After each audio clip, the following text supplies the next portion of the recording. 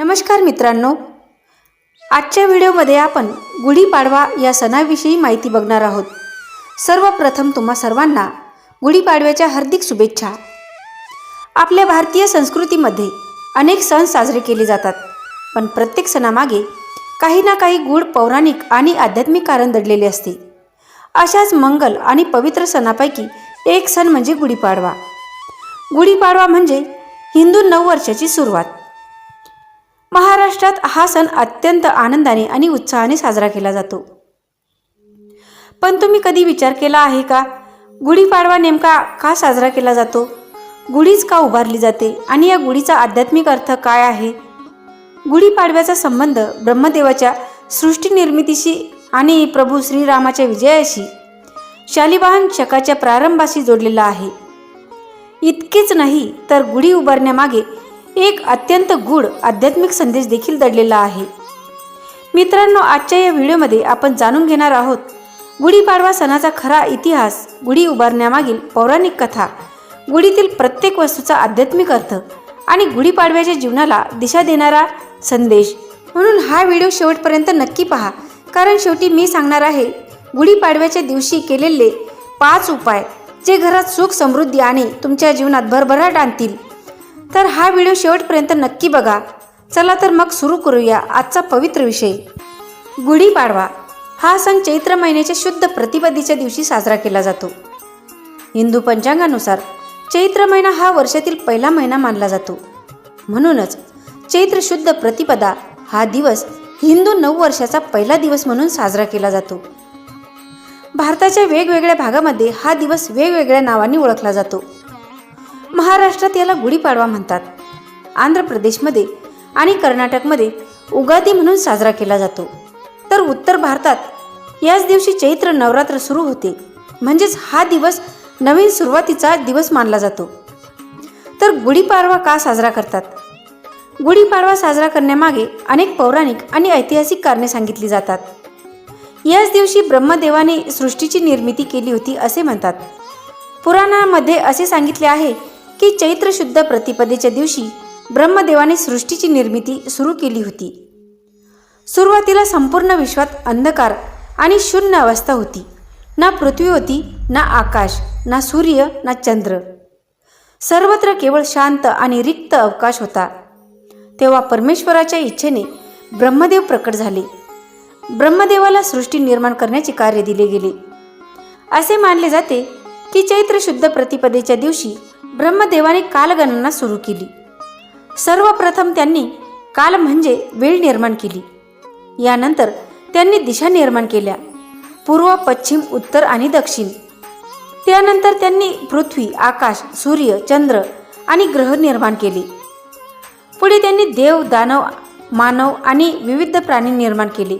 अशा प्रकारे संपूर्ण सृष्टीचा प्रारंभ याच दिवशी झाला असे पुराणामध्ये सांगितले आहे। म्हणूनच हिंदू धर्मात गुढीपाडवा हा 3.5 मुहूर्तापैकी एक मुहूर्त मानला जातो। हा सृष्टीचा प्रारंभाचा दिवस मानला जातो। गुढीपाडव्याचा संबंध प्रभू श्रीरामाच्या विजयाशी देखील जोडला जातो। रामायणानुसार प्रभू श्रीरामांनी रावणाचा पराभव करून धर्माचा विजय मिळवला। जेव्हा श्रीराम अयोध्येला परतले तेव्हा अयोध्येतील लोकांनी त्यांचे मोठ्या आनंदाने स्वागत केले। घराघरावर ध्वज आणि पताका उभारल्या गेल्या। लोकांनी फुले उधळली, दिवे लावले आणि आनंद उत्सव साजरा केला। त्या विजयाच्या स्मरणार्थ गुढी उभारण्याची परंपरा सुरू झाली असे आपल्या पुराणामध्ये सांगितले जाते। म्हणून गुढी म्हणजे विजयाचे आणि धर्माच्या यशाचे प्रतीक मानले जाते। याच दिवशी शालिवाहन शकाचा प्रारंभ झाला। इतिहासात असे सांगितले जाते की राजा शालिवाहनाने याच दिवशी शक संवत्सराची सुरुवात केली। राजा शालिवाहन हा अत्यंत पराक्रमी आणि बुद्धिमान राजा होता। त्याने अनेक शत्रूवर विजय मिळवून नवीन साम्राज्याची स्थापना केली। या विजयाच्या स्मरणार्थ शालिवाहन शकाची सुरुवात झाली। आजही भारतीय पंचांगात शालिवाहन शकानुसार वर्ष मोजले जातात। याच दिवसापासून वसंत ऋतूचे आगमन होते। गुढीपाडवा हा वसंत ऋतूच्या आगमनाचा सण आहे। हिवाळ्यानंतर पृथ्वीवर नवीन जीवन जागृत होते। झाडांना नवीन पालवी फुटते, आंब्याच्या झाडाला मोहर येतो, फुलांचा सुगंध दरवळतो, निसर्गामध्ये सर्वत्र नवीन ऊर्जा निर्माण होते. म्हणून गुढीपाडवा हा निसर्गाच्या नवचैतन्याचा उत्सव मानला जातो. आता बघूया गुढी उभारण्यामागील एक पौराणिक कथा. मित्रांनो, गुढीपाडव्याच्या दिवशी गुढी का उभारली जाते यामागे अनेक कथा सांगितल्या जातात. त्यापैकी अत्यंत प्रसिद्ध कथा म्हणजे भगवान श्रीरामाशी संबंधित आहे. असे सांगितले जाते की भगवान श्रीरामांनी लंकेचा राजा रावणाचा पराभव केला आणि त्यानंतर अयोध्येला परत आले. त्यावेळी संपूर्ण अयोध्या नगरी आनंदाने भारावून गेली होती. लोकांनी आपल्या घरासमोर विजयाचा ध्वज उभारून भगवान रामाचे स्वागत केले. हा विजयाचा ध्वज म्हणजे गुढी. त्या दिवशी श्रीरामाचा अभिषेक झाला आणि रामराज्याची सुरुवात झाली असेही काही कथांमध्ये सांगितले जाते. म्हणून गुढी ही केवळ एक परंपरा नसून विजय, धर्म आणि सत्याच्या जयाचे प्रतीक मानले जाते. जेव्हा आपण गुढी उभारतो तेव्हा त्यामागील अर्थ असा आहे की सत्याचा नेहमी विजय होतो आणि जीवनामध्ये कितीही अडचणी आल्या तरी शेवटी धर्माचाच विजय होतो. म्हणून मित्रांनो, गुढी ही केवळ काठीवर बांधलेला कपडा नसून विजयाची पताका आहे. ती आपल्याला सांगते की धर्म, सत्य आणि सद्गुण यांचाच शेवट विजय होतो.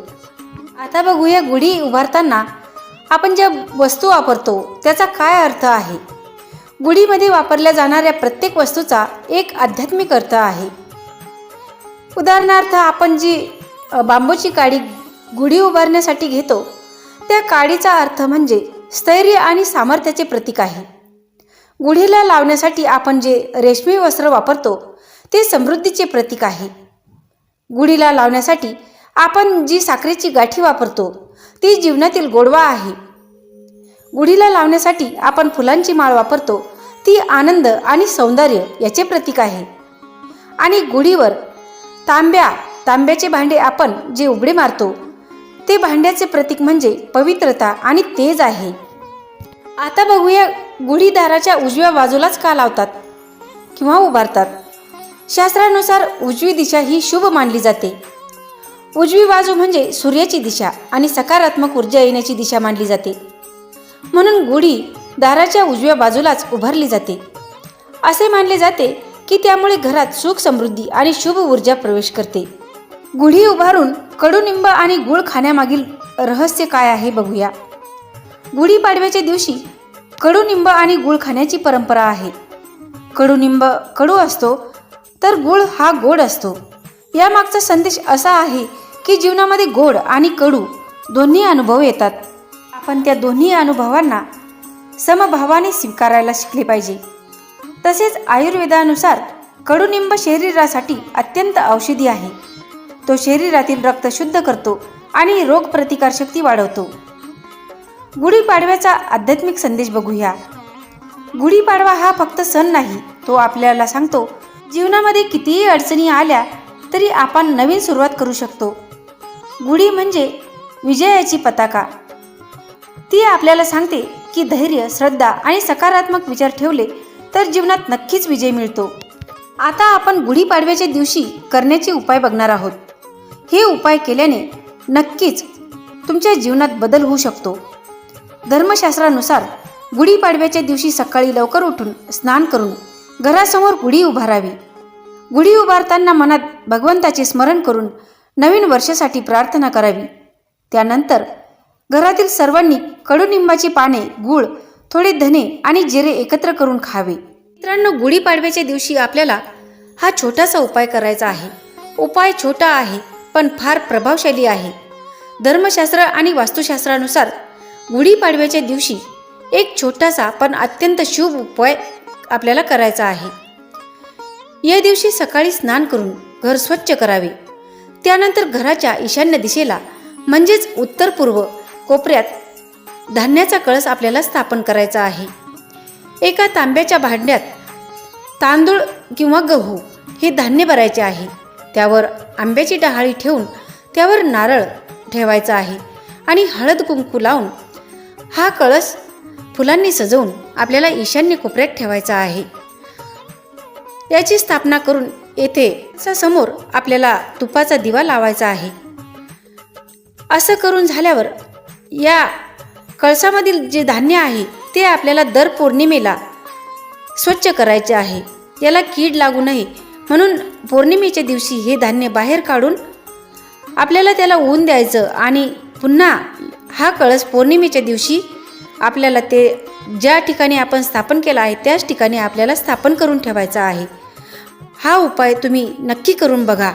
हा उपाय केल्याने तुमच्या घरात कधी अन्नधान्याची कमतरता भासणार नाही. तुमच्या घरात सुख समृद्धी ही नक्कीच येणार आहे. वास्तुशास्त्रानुसार ईशान्य दिशा ही देवताची दिशा मानली जाते. ही दिशा भगवान शिव आणि देवतांची पवित्र दिशा मानली जाते. या दिशेत धान्याचा कळश ठेवणे म्हणजे समृद्धी आणि अन्नपूर्णेचे स्वागत करणे होय. धान्य हे अन्न, संपत्ती आणि भरभराटीचे प्रतीक आहे. म्हणून हा उपाय आवर्जून करा. आणि तुम्हाला काय अनुभव येतोय तर मला कमेंटमध्ये नक्की सांगा. गुढीपाडव्याच्या दिवशी ईशान्य दिशेला धान्याचा कळस स्थापित केल्याने घरात सुख आणि समृद्धी वाढते. वर्षभर अन्नधान्याची कमतरता भासत नाही. घरात शांती, सकारात्मक ऊर्जा निर्माण होते. म्हणून मित्रांनो, या गुढीपाडव्याला हा छोटासा उपाय नक्की करा. ईशान्य दिशेला धान्याचा कळस स्थापन करून देवतांचे स्वागत करा आणि नवीन वर्षाची सुरुवात सुख, समृद्धी आणि मंगलतेने करा. आता आपण गुढीपाडव्याच्या दिवशी दुसरा उपाय काय करायचा ते बघूया. गुढीपाडव्याच्या दिवशी घरासमोर गुढी उभारणे अत्यंत शुभ मानले जाते. गुढी म्हणजे विजय, यश आणि मंगलतेचे प्रतीक आहे. असे मानले जाते की गुढी उभारल्याने घरात सकारात्मक ऊर्जा प्रवेश करते आणि वर्षभर घरात आनंद, समृद्धी टिकून राहते. गुढीपाडव्याच्या दिवशी आपल्याला असा उपाय करायचा आहे. कडुनिंब आणि गूळ खाण्याची परंपरा आहे. कडुनिंब कडू असतो आणि गूळ गोड असतो. याचा अर्थ असा आहे की जीवनामध्ये गोड आणि कडू दोन्ही अनुभव येतात. आपण त्या दोन्ही अनुभवांना समभावाने स्वीकारायला शिकले पाहिजे. तसेच आयुर्वेदात कडुनिंब शरीरासाठी अत्यंत औषध आहे. गुढीपाडव्याच्या दिवशी आपल्याला चौथा उपाय असा करायचा आहे. या दिवशी देवपूजा करून नवीन वर्षासाठी चांगले संकल्प करावेत. जसे चांगले कर्म करणे, वाईट सवयी सोडणे आणि इतरांना मदत करणे. असे मानले जाते की या दिवशी केलेले संकल्प पूर्ण होण्याची शक्यता जास्त असते. मित्रांनो, पाचवा उपाय आपल्याला असा करायचा आहे. धर्मशास्त्रानुसार गुढीपाडव्याच्या दिवशी दान करणे अत्यंत पुण्यकारक मानले जाते. गरजूंना अन्न, वस्त्र किंवा धान्य दान केल्याने पुण्य वाढते. दान केल्याने घरात लक्ष्मी आणि समृद्धी टिकून राहते असे मानले जाते. म्हणूनच मित्रांनो, या गुढीपाडव्याला हे 5 शुभ उपाय नक्की करा आणि नवीन वर्षाची सुरुवात सुख, समृद्धी आणि सकारात्मकतेने करा. तर मित्रांनो, गुढीपाडवा हा नवीन वर्षाचा, नवीन आशेचा आणि नवीन सुरुवातीचा सण आहे. हा सण आपल्याला शिकवतो की जीवनात गोड आणि कडू दोन्ही अनुभव येतात, पण त्यांना स्वीकारून आपण पुढे चालत राहिले पाहिजे. जर तुम्हाला ही माहिती आवडली असेल तर व्हिडिओला लाईक करा, शेअर करा आणि चॅनलला सबस्क्राईब करा. आणि कमेंटमध्ये नक्की सांगा तुमच्या घरी गुढी कशी उभारली जाते. तुम्हा सर्वांना पुन्हा एकदा गुढीपाडव्याच्या हार्दिक शुभेच्छा.